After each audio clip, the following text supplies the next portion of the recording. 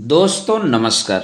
मैं नाथ सोनांचली कथा कहानी और उपन्यास के इस अंक के साथ पुनः हाजिर हूँ। दोस्तों इस समय हम लोग सुन रहे हैं प्रेमचंद की लिखी हुई कुछ श्रेष्ठ कहानियों का वाचन। इस कड़ी में आज लीजिए सुनिए प्रेमचंद की लिखी हुई मानसरोवर भाग 6 से एक कहानी, यह मेरी मातृभूमि है का वाचन मेरे अर्थात नाथ सोनांचली के स्वर में। आज पूरे 60 वर्ष के बाद मुझे मातृभूमि, प्यारी मातृभूमि के दर्शन प्राप्त हुए हैं। जिस समय मैं अपने प्यारे देश से विदा हुआ था और भाग्य मुझे पश्चिम की ओर ले चला था, उस समय मैं पूर्ण युवा था। मेरी नसों में नवीन रक्त संचारित हो रहा था। हृदय उमंगों और बड़ी बड़ी आशाओं से भरा हुआ था। मुझे अपने प्यारे भारतवर्ष से किसी अत्याचारी के अत्याचार या न्याय के बलवान हाथों ने नहीं जुदा किया था। अत्याचारी के अत्याचार और कानून की कठोरताएं मुझसे जो चाहें सो करा सकती हैं, मगर मेरी प्यारी मातृभूमि मुझसे नहीं छुड़ा सकती। वे मेरी उच्च अभिलाषाएं और बड़े बड़े ऊंचे विचार ही थे जिन्होंने मुझे देश निकाला दिया था। मैंने अमेरिका जाकर वहां खूब व्यापार किया और व्यापार से धन भी पैदा खूब किया तथा धन से आनंद भी खूब मनमाने लूटे। सौभाग्य से पत्नी भी ऐसी मिली जो सौंदर्य में अपना सानी आप ही थी। उसकी लावण्यता और सुंदरता की ख्याति तमाम अमेरिका में फैली। उसके हृदय में ऐसे विचार की गुंजाइश भी न थी जिसका संबंध मुझसे न हो। मैं उस पर तनमन से आसक्त था और वह मेरी सर्वस्व थी। मेरे 5 पुत्र थे जो सुंदर, हृष्टपुष्ट और ईमानदार थे। उन्होंने व्यापार को और भी चमका दिया था। मेरे भोले भाले नन्हे नन्हे पौत्र गोद में बैठे हुए थे, जबकि मैंने प्यारी मातृभूमि के अंतिम दर्शन करने को अपने पैर उठाए। मैंने अनंत धन, प्रियतमा, पत्नी, सपूत, बेटे और प्यारे प्यारे जिगर के टुकड़े, नन्हे नन्हे बच्चे आदि अमूल्य पदार्थ केवल इसलिए परित्याग कर दिया कि मैं प्यारी भारत जननी का अंतिम दर्शन कर लूं। मैं बहुत बूढ़ा हो गया हूं। 10 वर्ष के बाद पूरे 100 वर्ष का हो जाऊंगा। अब मेरे हृदय में केवल एक ही अभिलाषा बाकी है कि मैं अपनी मातृभूमि का रजकर्ण बनूं। यह अभिलाषा कुछ आज ही मेरे मन में उत्पन्न नहीं हुई, बल्कि उस समय भी थी जब मेरी प्यारी पत्नी अपनी मधुर बातों और कोमल कटाक्षों से मेरे हृदय को प्रफुल्लित किया करती थी। और जबकि मेरे युवा पुत्र प्रातःकाल आकर अपने वृद्ध पिता को सभक्ति प्रणाम करते, उस समय भी मेरे हृदय में एक कांटा सा खटकता रहता था कि मैं अपनी मातृभूमि से अलग हूँ। यह देश मेरा देश नहीं है और मैं इस देश का नहीं हूँ। मेरे पास धन था, पत्नी थी, लड़के थे और जायदाद थी, मगर न मालूम क्यों मुझे रह रहकर मातृभूमि के टूटे झोपड़े, 4-6 बीघा मौरूसी जमीन और बालपन के लंगोटिया यारों की याद अक्सर सताया करती थी। प्रायः अपार प्रसन्नता और आनंदोत्सव के अवसर पर भी यह विचार हृदय में चुटकी लिया करता था कि यदि मैं अपने देश में होता तो अच्छा होता। जिस समय मैं बंबई में जहाज से उतरा, मैंने पहले काले कोट पतलून पहने टूटी फूटी अंग्रेजी बोलते हुए मल्लाह देखे। फिर अंग्रेजी दुकान, ट्राम और मोटर गाड़ियां दिख पड़ी। इसके बाद रबर टायर वाली गाड़ियों की ओर मुंह में चूरट दाबे हुए आदमियों से मुठभेड़ हुई। फिर रेल का विक्टोरिया टर्मिनस देखा। बाद में मैं रेल में सवार होकर हरी भरी पहाड़ियों के मध्य में स्थित अपने गांव को चल दिया। उस समय मेरी आंखों में आंसू भर आए और मैं खूब रोया, क्योंकि यह मेरा देश न था। यह वह देश न था जिसके दर्शनों की इच्छा सदा मेरे हृदय में लहराया करती थी। यह तो कोई और देश था। यह अमेरिका या इंग्लैंड था, मगर प्यारा भारत नहीं था। रेलगाड़ी जंगलों, पहाड़ों, नदियों और मैदानों को पार करती हुई मेरे प्यारे गांव के निकट पहुंची, जो किसी समय में फूल पत्तों और फलों की बहुतायत तथा नदी नालों की अधिकता से स्वर्ण की होड़ कर रहा था। मैं उस गाड़ी से उतरा तो मेरा हृदय बांसों उछल रहा था। अब अपना प्यारा घर देखूंगा, अपने बालपन के प्यारे साथियों से मिलूंगा। मैं इस समय बिल्कुल भूल गया था कि मैं अब 90 वर्ष का बूढ़ा हूं। ज्यों ज्यों मैं गांव के निकट आता था, मेरे पग शीघ्र शीघ्र उठते थे और हृदय में अकथनीय आनंद का स्रोत उमड़ रहा था। प्रत्येक वस्तु पर आंखें फाड़ फाड़ कर दृष्टि डालता। आह आह, यह वही नाला है जिसमें हम रोज घोड़े नहलाते थे और स्वयं भी डुबकियां लगाते थे, किंतु अब उसके दोनों ओर कांटेदार तार लगे हुए थे। सामने एक बंगला था जिसमें 2 अंग्रेज बंदूकें लिए इधर उधर ताक रहे थे। नाले में नहाने की सख्त मनाही थी। गांव में गया और निगाहें बालपन के साथियों को खोजने लगी, किंतु वे सब के सब मृत्यु के ग्रास हो चुके थे। मेरा घर, मेरा टूटा फूटा झोपड़ा, जिसकी गोद में मैं बरसों खेला था, जहां बचपन और बेफिक्री के आनंद लूटे थे और जिसका चित्र अभी तक मेरी आंखों में फिर रहा था, वही मेरा प्यारा घर अब मिट्टी का ढेर हो गया था। यह स्थान गैर आबाद न था। सैकड़ों आदमी चलते चलते दृष्टि आते थे जो अदालत, कचहरी और थाना पुलिस की बातें कर रहे थे, और उनके मुखों से चिंता, निर्जीवता और उदासी प्रदर्शित होती थी, और वे अब सांसारिक चिंताओं से व्यथित मालूम होते थे। मेरे साथियों के समान हृष्टपुष्ट बलवान लाल चेहरे वाले नवयुवक कहीं न देख पड़ते थे। उस अखाड़े के स्थान पर जिसकी जड़ मेरे हाथों ने डाली थी, अब एक टूटा फूटा स्कूल था। उसमें दुर्बल तथा कांतिहीन रोगियों की सी सूरत वाले बालक फटे कपड़े पहने बैठे ऊँघ रहे थे। उनको देखकर सहसा मेरे मुख से निकल पड़ा कि नहीं नहीं, यह मेरा प्यारा देश नहीं है। यह देश देखने मैं इतनी दूर से नहीं आया हूं। यह मेरा प्यारा भारतवर्ष नहीं है। बरगद के पेड़ की ओर मैं दौड़ा, जिसकी सुहावनी छाया में मैंने बचपन के आनंद उठाए थे, जो हमारे छुटपन का क्रीड़ा स्थल और युवावस्था का सुखप्रद वास स्थान था। आह, इस प्यारे बरगद को देखते ही हृदय पर एक बड़ा आघात पहुंचा और दिल में महान शोक उत्पन्न हुआ।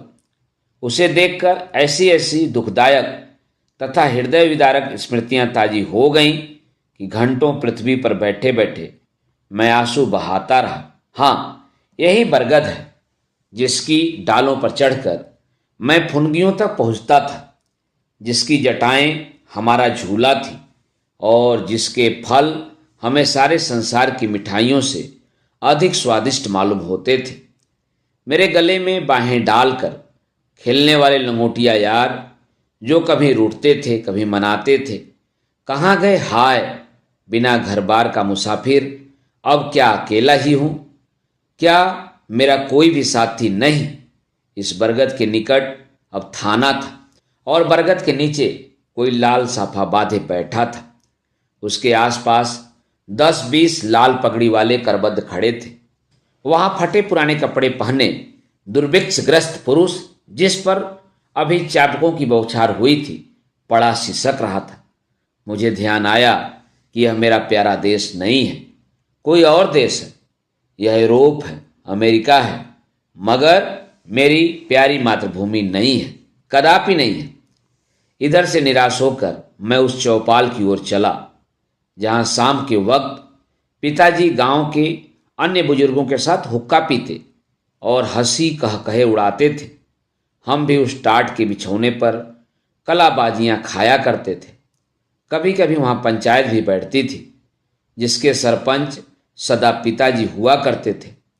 इसी चौपाल के पास एक गौशाला थी, जहां गांव भर की गायें रखी जाती थी और बछड़ों के साथ हम यहीं किलोले किया करते थे।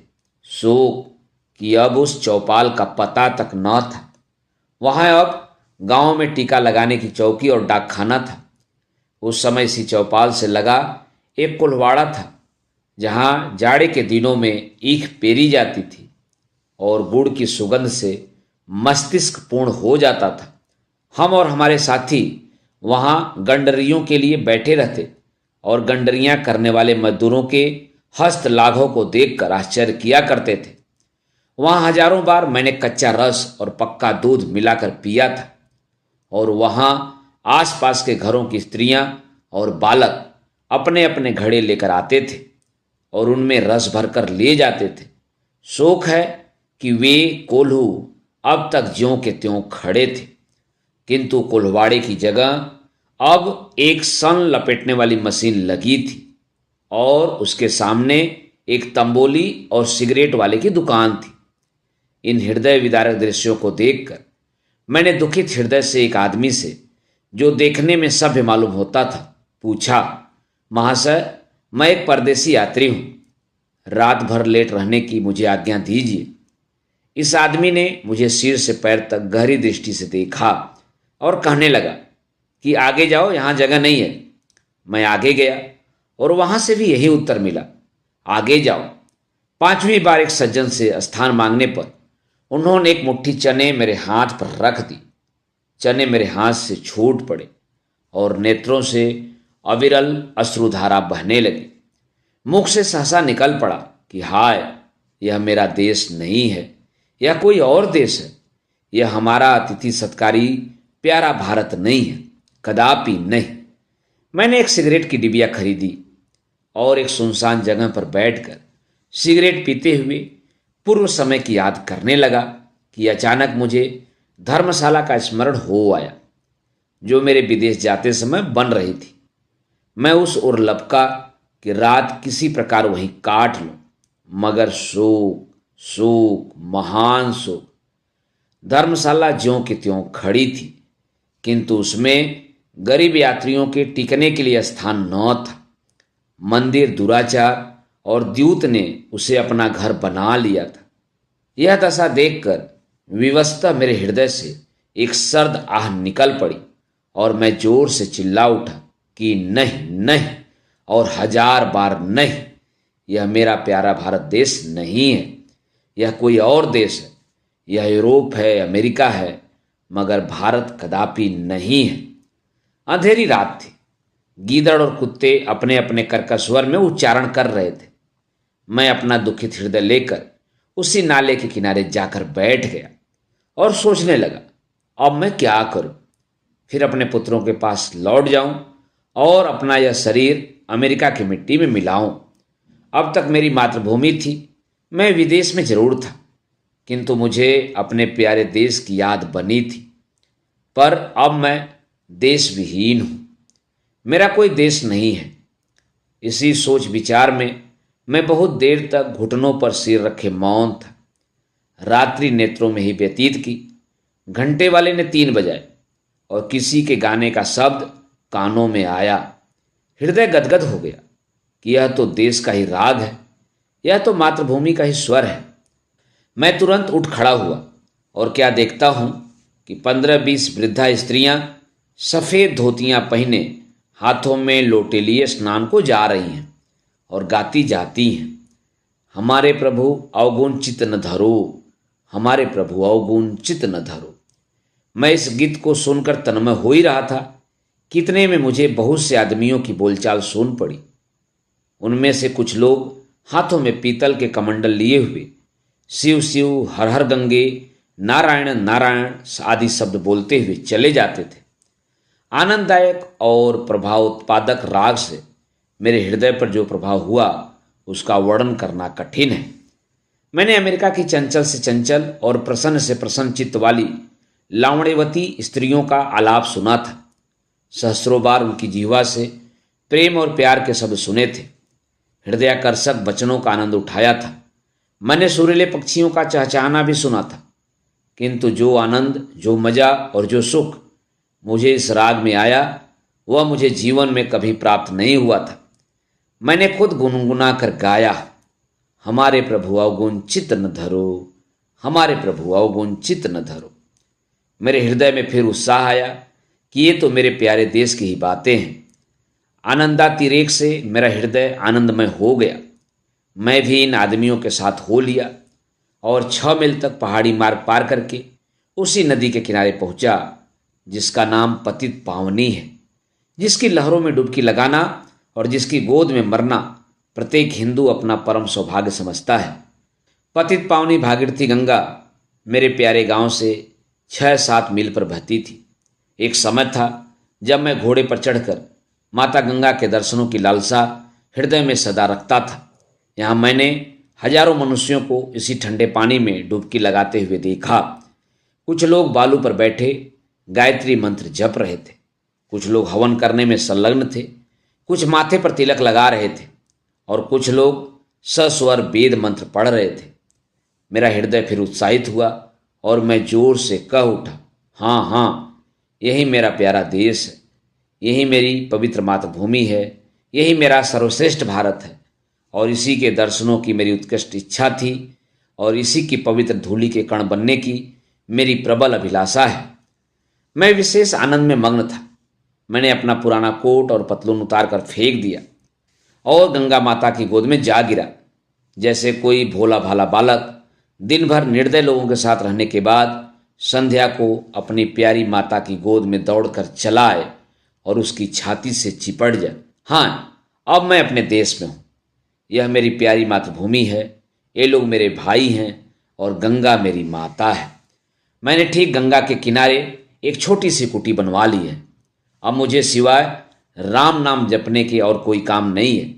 मैं नित्य प्रातः सायं गंगा स्नान करता हूँ और मेरी प्रबल इच्छा है कि इसी स्थान पर मेरे प्राण निकलें और मेरी अस्थियाँ गंगा माता की लहरों की भेंट हों।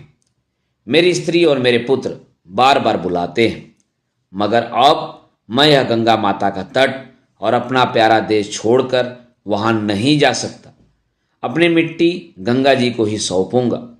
अब संसार की कोई आकांक्षा मुझे इस स्थान से नहीं हटा सकती, क्योंकि यह मेरा प्यारा देश और यह हमारी प्यारी मातृभूमि है।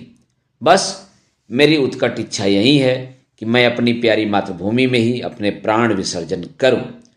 दोस्तों, अभी आप सुन रहे थे प्रेमचंद की लिखी हुई मानसरोवर भाग 6 से कहानी यह मेरी मातृभूमि है का वाचन मेरे अर्थात ना सुनांचली के स्वर में। दोस्तों, और भी किस्से, कहानी और उपन्यास सुनने के लिए आप मेरे साथ कथा, कहानी और उपन्यास के साथ जुड़े रहें। धन्यवाद। नमस्कार।